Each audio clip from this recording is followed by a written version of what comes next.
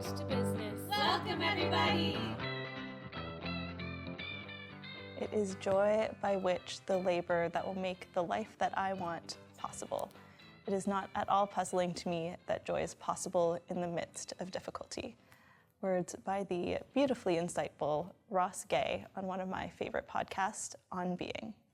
Welcome to Pollinating Purpose, a caring approach to business. I am your host and pint-sized mountain climber, Miriam Waligi. I am also the Social Enterprise Program Manager and Coach at Pillar Nonprofit Network. For those of you who are new here, Pollinating Purpose is a show all about supporting organizations who seek to create social impact through the work that they do. Whether not-for-profit, for-profit, or grassroots organization, you'll learn key considerations to starting or growing your social purpose business in a long-term and sustainable way. This week, I am absolutely jazzed to be welcoming today's guest, my wonderful colleague, Luis Patricio, who will be helping us break down and understand what the United Nations Sustainable Development Goals are and why we should care about them. Luis Patricio works here at Pillar Nonprofit Network as the SDG Cities co-lead and teaches environmental stewardship at Huron University. He has been working with the Sustainable Development Goals, or SDGs, since 2019, aligning the global goals with local priorities here in London, Ontario. Luis has experience in the public, private, and nonprofit sectors, including many cross-sector collaborations, and has been involved in a wide range of social and environmental initiatives, including urban placemaking, local organic farms, zero waste programs, cycling advocacy, alternative education, arts, and sport. A very fun fact about Luis and I, in 2021, we rode our bikes from London to Guelph and back again to officially launch the SDG Cities program. And let me tell you, riding some 250 odd kilometers together sure makes for an interesting and unique team building exercise. It's still one of my most favorite stories of something that I did for my job, another one being this very show. Howdy. Hello there. How's it going, Luis? Oh, good. Thanks for the invitation, Miriam. Yeah, of course. Thanks for being here. You know, I always enjoy chatting with you. I did mention in the intro of our long conversations on our long bike ride. Thanks for being here. Yeah, glad to be here. Okay, so before we go deep into all of the wonderful information about SDGs, for folks who aren't familiar with them, can you share a little bit about what the SDGs are and what they mean? Yeah, of course. And I know that those big frameworks can be a bit overwhelming for folks, and there are many different ways that you can explain what the SDGs are. In a very big picture thing is this blueprint for a sustainable future, right? Mm-hmm. It's a framework to enable future generations to have a healthy, thriving life. In a more technical way, you can talk about the SDGs as the 17 goals that include social, economic, and environmental issues, with 169 targets, 232 indicators. And that's where it can get a little bit daunting. I like to see the SDGs also as a promise. If you think about, it's almost 200 countries that came together to agree on this framework. Right. I can only imagine how challenging that was. I can imagine having all those head of states trying to agree who goes to the bathroom first. Right. And they agree on the SDGs. And obviously it's not perfect, but I think it's, again, a good promise of that we can do this together. We can create that collaboration. For me, the SDGs, that's more personal. It's that shared understanding of our challenges, and also a shared understanding of a vision for the future, and a way to see connections that we usually don't. If you think about a toolbox, and how the SDG fits, I like to think that the SDG is not a new tool in that box. The SDGs, they can be the toolbox. It's the container itself for how we talk about all those different challenges, that different crises that we're facing today. Right. I like that analogy, the toolbox. Yeah. Excellent. Okay. So I mentioned in your intro that you are, a part of SDG Cities. So can you share a little bit about what that project is? Yeah, and I think I really like the name SDG Cities. It's really clear that we're working at the local level. So really trying to bring down to our community what the framework means globally. So we work with organizations, individuals, initiatives at the local level, more specifically mid-sized cities in Canada, and the project is based in London and in Guelph with our partner. And the way that we do this is through our program includes Academy, which is like a training to help those organizations to understand how to use the SDGs, what they are, how they apply to the work that they do.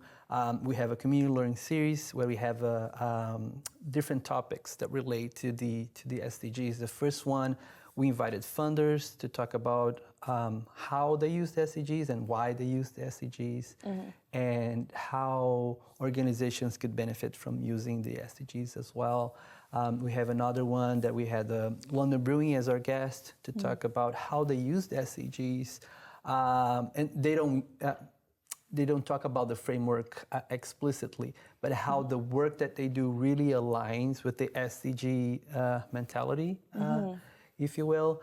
And one of the next events that we're planning is to talk about impact investing in the SDGs. So this is how some of the ways that we work. Oh, and also research partnerships. Right. We're working on a community food assessment with the Food Policy Council. We're really looking at food and how that connects to all the different aspects like water, energy, food sovereignty and security, decent work.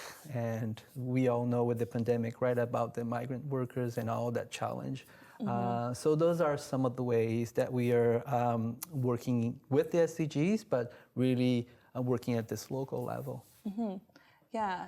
So for me, like I have familiarity with the SDGs through just interest, as well as being a part of organizations that use the SDGs as a framework for impact measurement and things like that. But when you kind of joined the team and SDG Cities became part of my environment, it was a really interesting way of, I've always thought about the SDGs as this like global initiative, and it felt very bigger than myself, but taking that approach of actually localizing it to our environment and, what are the ways in which we can actually action this on a localized level really changed my framework and like my understanding of the SDGs in a way that at least I really appreciated, because it felt more attainable for me as an individual to actually approach them versus like me needing to be a part of a larger collaborative organization in order to tackle them. Yeah, absolutely. And I think you touched on a really good point. It's kind of a general understanding that the SDGs, the majority of it, and the number varies a bit, but they say 65% of the SDG agenda, the 2030 agenda, needs local governments, local networks, the community to implement that, to achieve the SDGs. So like the majority of the SDGs need to happen at the local level. And again, the name of the project, right, SDG Cities, we're really looking at more at the urban settings. And it's interesting to think about how it's something like 70, almost 80% of our GHG emissions come from cities, right? But also the GDP that we create, and it's pretty much, it's roughly the same number comes from cities. So really thinking about how the impact that our cities have, not only in our environment, but in our society, and our model of how our economy is based. The work is really done at this local level. And obviously, there's a role, and we say we did the whole of society approach, right? There's a role for the provincial government, federal governments, the international groups and corporations and agreements.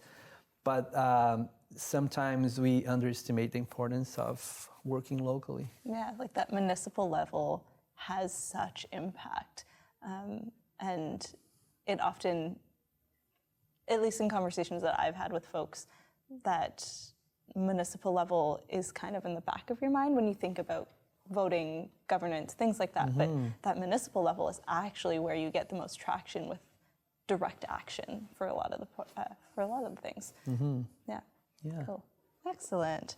Okay, so big question, but why should folks who have or are building social enterprises care about the Sustainable Development Goals? Like, why do they matter? Well, I think we're making clear how they matter at the local level, right? And a lot of those social enterprises, at least they start as small initiatives. Another interesting number is that it's over 99% of the firms of the companies in Canada are small or medium businesses. Right. Like 999, that's what I said. So it's less than 1% are those large corporations.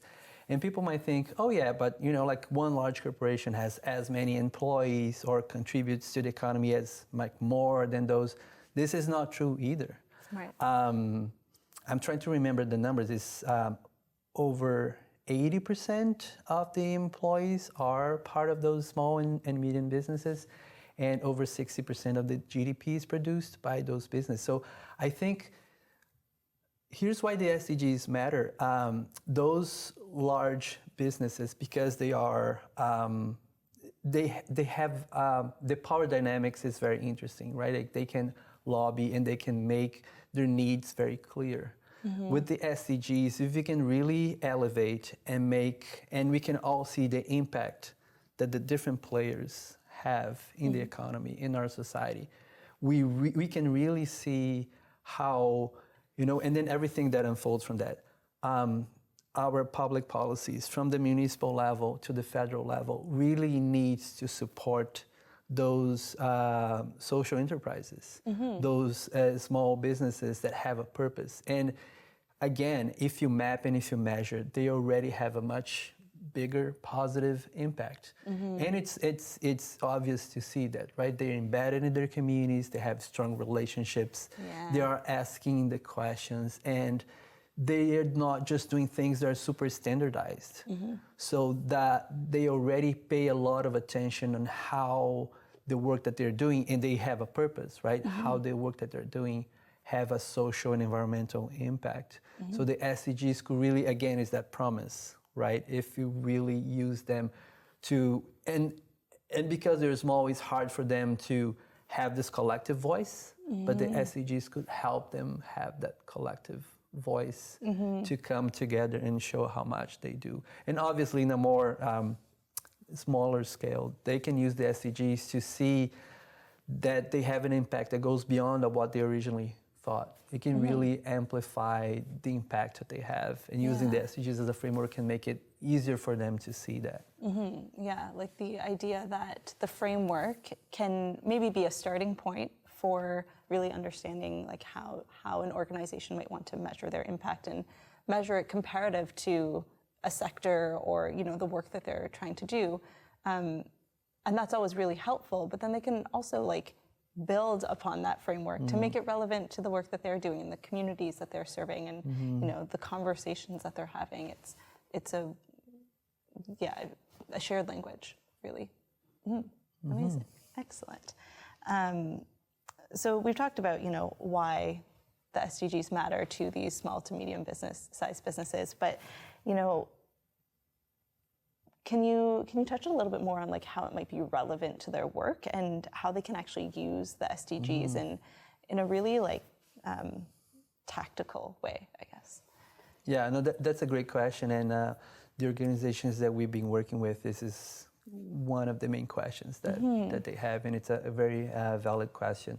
The most obvious one, it's one of the main core way to use the SDGs is impact measurement, right? And we have, for example, the B Corp movement that really aligned with the SDGs, and they created a tool called the SDG Action Manager. And we have an example here in London, Ontario. Our attraction uses the SDG Action Manager, and they're a big champion of using it, and really helps to set the strategy for those businesses and how to implement and keep them accountable and keep them aware of where they're going. I will say that it is very detailed. So for a very small and like very startup business, it can be a bit daunting to go through the whole process.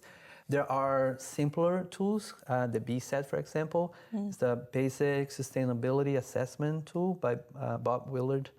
And also for like the organizations who are more on the nonprofit side, CSI Toronto is developing the CSI Impact Dashboard. That is also to help them measure the impact that they're doing. And this ties, for example, to funding and investments opportunities. Because if you can, not only if you can track in an effective way the impact that you have or that you want to have, right? This is good. This is just a good business practice. Right. But also, it's a good opportunity for you to access funding. Again, from the nonprofit side, all the community foundations are aligned with the SDGs. We have other funders, Canada Life and a few others also aligning with the SDGs. But even in terms of investment, right? Like here at Pillar, Verge Capital does put together their quarterly report aligned with the SDGs. Harvest Impact and Wealth is doing the same. We have GoParity, a crowd-lending platform that is totally integrated with the SDGs, and we see more of those coming up. So this is the most obvious ways. I did mention about the language, right? Like the shared language, and I think, you know, like you're learning how to use, I don't know, a language to use for math, for example, and you're learning a different language, say Portuguese, and you learn 1, 2, 3, 4, 5, and you learn the operations, 2 mais 2 igual a 4. That's all great, but you need to use that language beyond just that specific purpose, right? Like if you're discussing what is the equitable way to share resources, right? If I have 10 apples and I have, 11 people, how do I share? So it's important to use the language in other ways as well to complement, to like strengthen how that is used. So some organizations use it for storytelling, for example. Some organizations use for strategic planning. We have the Let's Talk Science using the SDGs to think about their environmental impact.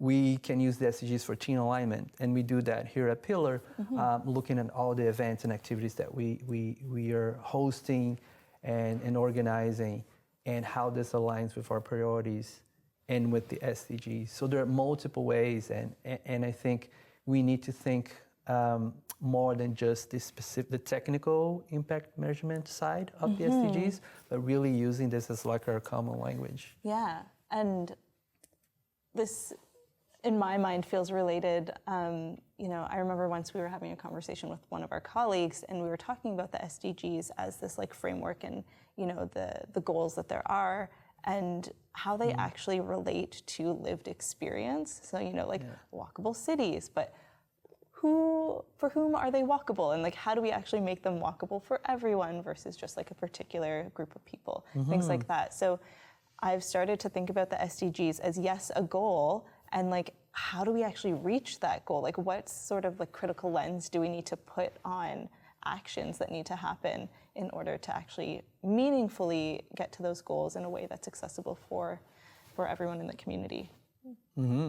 Yeah, and I think you touched on a good point, because again, I mentioned the 232 indicators at the beginning. This is part of the original global framework, and it's also general understanding that those goals, they are applicable at the international, maybe national level, but when you're looking at the SDGs in a smaller scale, you really need to redefine how those what even those indicators are. Not only because they're just not applicable at the local level, but because of that inclusion piece, right? Like all those indicators, who created them, who designed it, who are they for? Absolutely. Yeah. Okay, so this leads me to another question. So, when we talk about sustainable development, this is, a really old way of thinking, and it connects really deeply to Indigenous practices like seventh generation principle. Can you share a little bit about, the relationship between the SDGs and UNDRIP and, Indigenous knowledge in all of this as well? Yeah, this is a super important question. And I want to say about the SDGs, there's a lot of criticism about them not including Indigenous voices and Indigenous ways of knowing in the framework. And it's for a good reason. Like it's true that it's very diluted how much it is included there in the original framework. So there's a lot of work to be done. And again, it goes back to localization, right? Like different countries have different realities and different relationships with Indigenous people. I would go even beyond that when we're thinking about SDGs. And it is true that, thinking more holistically, it's very natural to Indigenous ways of knowing. And the SDGs are getting closer there, but the framework itself is still very Western in the sense that it's like hierarchical and very objective and quantitative, and it doesn't necessarily align with the way that people would have a closer relationship with their land, with the environment, with the people would go about. And you also mentioned UNDRIP, so that's a interesting. It's a different story because UNDRIP actually predates the SDGs. Oh, I don't know if I knew that. When it was proposed, when it was approved, and it's also United Nations, right? It's from the same body of work. When it was approved, there's only 4 countries who actually voted against it, and one of them was Canada. The other 3 are not surprises. So United States, Australia, and New Zealand. Those are the 4 countries who voted against it. And during the work of the calls to action, it's actually mentioned quite a few times. The adoption of UNDRIP was actually, it's one of the requests in the calls to action. It's actually call 43 and 44 that ask for fully adoption and implementation and creation of an action plan of UNDRIP. And just last year, UNDRIP became law in Canada, and they're starting this process of creating a national action plan. So it's interesting to see how this will relate back to the SDGs. And the government of Canada did create a national indicator set. So it's interesting to see how they will come together again, how UNDRIP and SDG will merge now that, again, that Indigenous knowledge is kind of diluted in the SDGs, so we need this localization process, and UNDRIP that initially we voted against it, and now we adopted as law. And again, I think it goes beyond those technicalities. A lot of the SDG work, it's important to recognize that still to this day, a lot of Indigenous people are taking the lead of showing what purpose means, what is a sustainable future mean. Like you have the Indigenous, the ICE network, Indigenous Clean Energy Network, Indigenous Innovation Initiatives. There's so many different groups, local businesses that support, like sustainable procurement, supporting Indigenous businesses.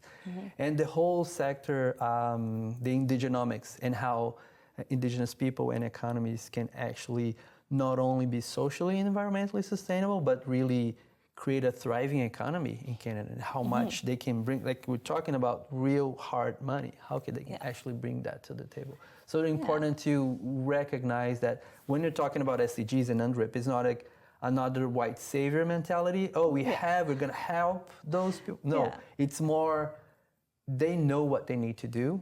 How can we center Indigenous people and let them lead? Yeah. I think that's such an important point. And it relates to social enterprise as a whole as well. Like, mercantilism existed before European settlement came. Like the trades were happening, the fur trade was happening, and it happened in a way that centered community care. So when we talk about social enterprise and, it's like this new sector and all of these things, that's actually not true. It goes back to a way of operating that centers, community care, environmental stewardship, priorities that exist beyond just like profit, like financial profit.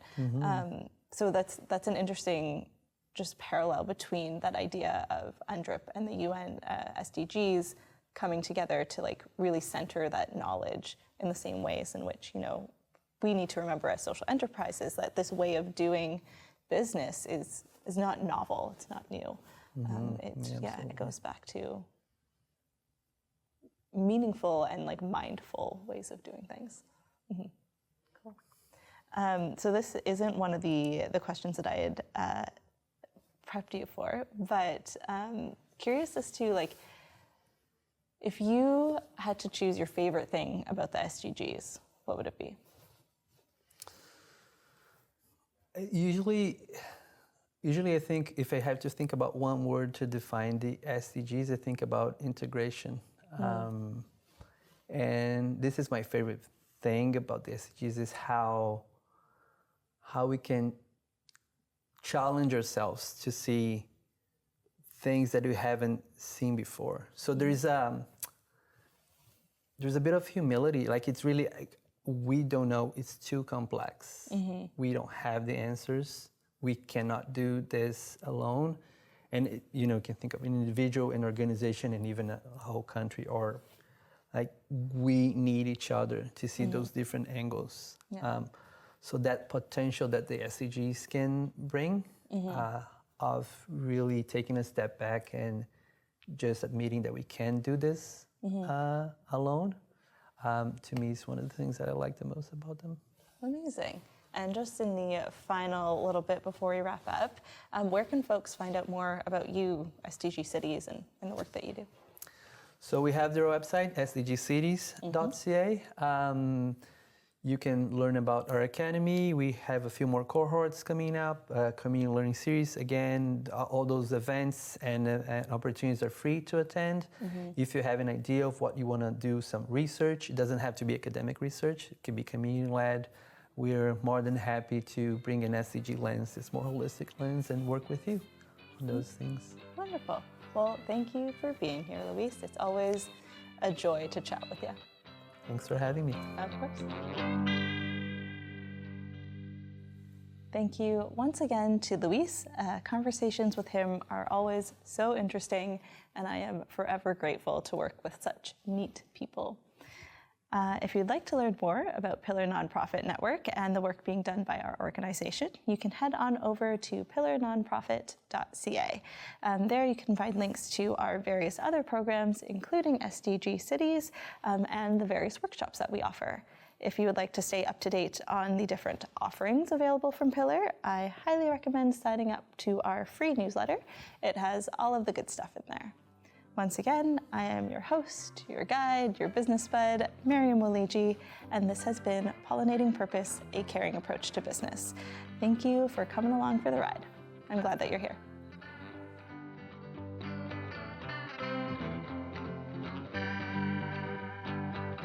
Pollinating Purpose. Pollinating Purpose. Pollinating Purpose. Pollinating Purpose, a caring approach to business. Welcome, everybody!